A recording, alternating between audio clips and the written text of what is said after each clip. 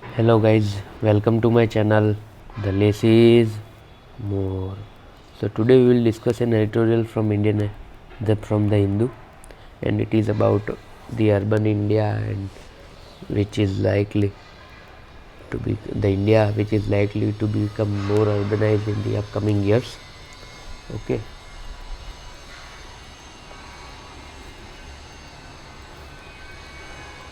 So let's start this editorial directly. India's urban population is estimated to reach 675 million in 2035, the second highest in the world. Although there is widespread recognition that cities have been fueling India's rapid rise to economic superpower status, almost all are failing their inhabitants in terms of delivering on health, environmental, and equity targets.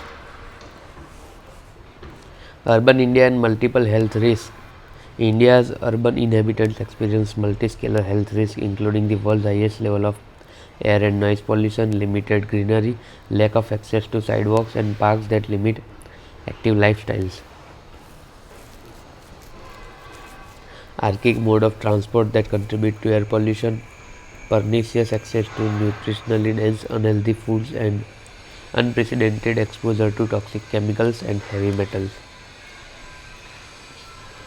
This concentration of exposure dramatically magnifies health risks for heart disease and diabetes, which refer to as cardiometabolic disease, especially when combined with a lack of physical activity.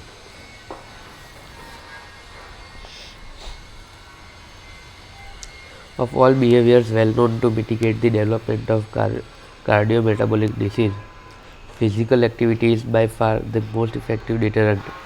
Not surprisingly, the cities of India are amid an epidemic of historic proportion in these disorders.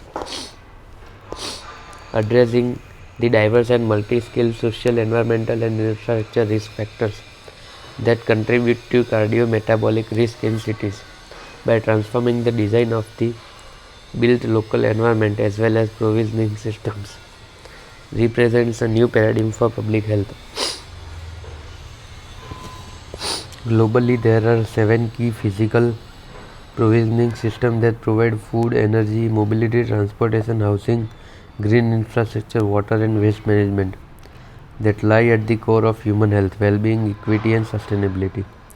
Dysfunctional provisioning system consume more than 90% of the world's water and global CO2 emissions and facilitate an estimated 90 million premature deaths annually. The socio-spatial political design of urban provisioning systems in India, many of which are legacies of colonial past, manifest in and exacerbate social inequalities in cities by class, race, age, migrant and disability status, translating to vast disparities in health risk and outcomes. Based on the primal importance of India's cities for its future, a new narrative for improving health and well-being in cities is needed. This is reflected in several high-level policy frameworks such as the United Nations Sustainable Development Goals framework, the New Urban Agenda and the Health in All Policies approach. Double or triple duty action investments such as clean energy and electric mobility, which are underway in India, offer a once in a lifetime opportunity to improve health through their immediate and dramatic impact of air pollution levels, while also helping meet India's climate and equity goals. While these developments are extraordinarily important, the magnitude of their impact on health outcomes is at risk of being limited if not simultaneously accompanied by changes in other provisioning systems such as food, mobility and green infrastructure. Indeed, studies show that even small changes in the latter systems may have a large catalytic effect on health and productivity and serve as double duty or triple duty intervention. For example, making way for safe walking and biking lanes, pavement and no car zones can help not only improve physical activity and reduce sedentary lifestyle but also reduce the risk from air pollution. Regular physical exercise has been to effectively mitigate the impact of other risk factors such as poor diets, particularly those rich in calories and saturated fats.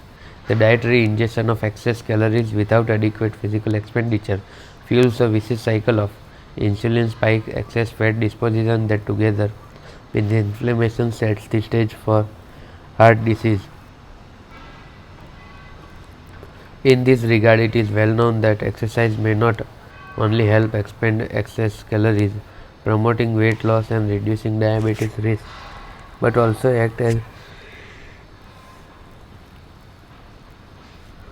effective bulwark against heart disease. Walking and biking on many Indian roads is not only hazardous but also nearly impossible, as sidewalks are overwhelmed by building and human waste. Parked vehicles or street hawkers. Health impact studies indicate that the health and economic benefits of increasing mobility and active transportation vastly exceed that which may be defined by transitioning to electrifying transportation alone. Towards holistic urban policy, studies that have modeled the economic and health impact of the clean energy transition in the transportation sector are currently based almost entirely on the reduction in air pollution and its associated health impact. Ensuring that the transition to electric cars also paves the way for active transport options such as walking paths and bicycling lanes may not only provide a mechanism to connect the last mile but the health and consequent economic benefits of active transportation accrue on top of the benefits of reducing air pollution,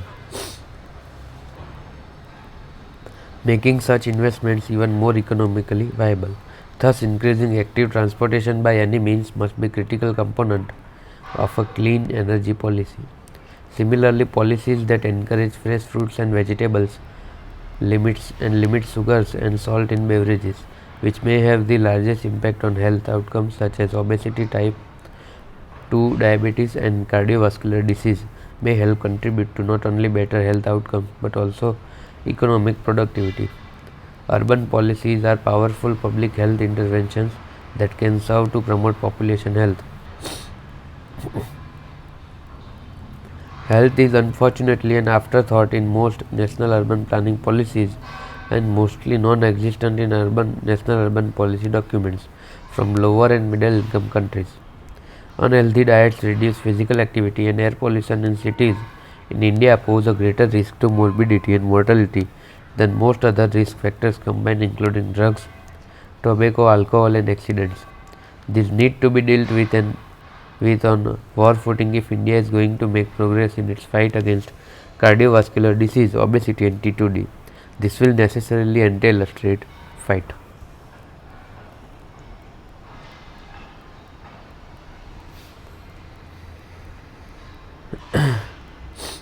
Okay, so this was for today, guys. Let me find out the 5 new words for you.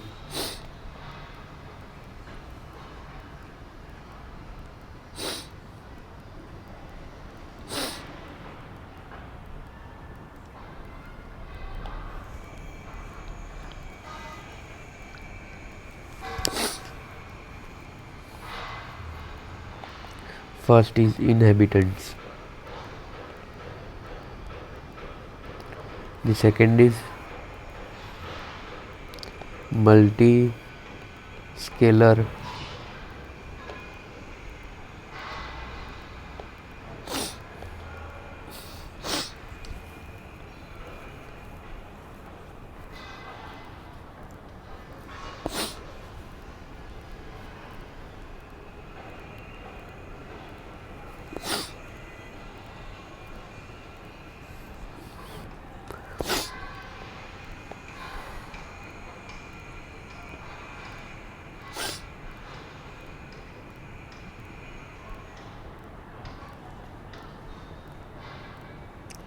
Archaic mode.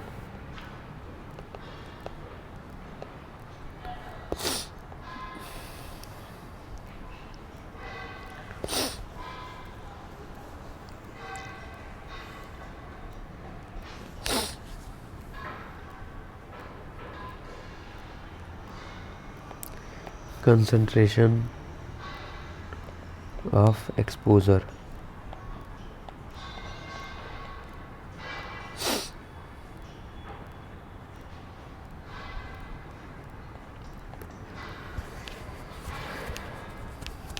Fifth is cardiometabolic disease.